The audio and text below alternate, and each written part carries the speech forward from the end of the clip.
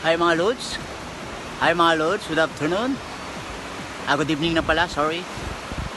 Dito tayo ngayon sa seaside ng Bagasbas. Wow, napakaganda.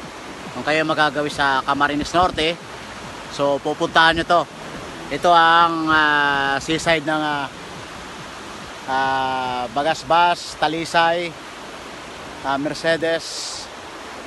Napakahaba niyang seaside dito sa Bicol region. I think sa buong Pilipinas. Yan, medyo paggabi na siya. Kaya yan. Sobrang haba, sobrang linis. Linis, oh. Linis ng area. At may mga entertainment areas dito. Usually this seaside region dito, seaside area dito sa Bagasbas. There, doon ginaganap usually ang competition sa unahan. Pag during surfing competition, doon ginaganap festival ng Bagasbas yan. It's a free entrance dito pag naligo kayo sa Bagasbas region. Yan. Dito sa Bagasbas seaside. Libre lang po.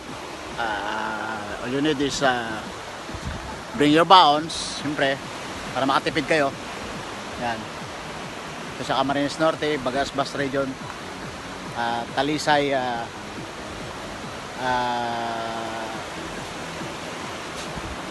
municipality ng Talisay.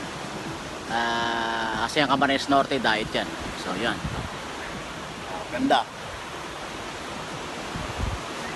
Tipid siya kasi libre lang yung entrance dito. Kasi pinubay na ng government para sa mga tao dito sa Cam Norte. Yan. Okay.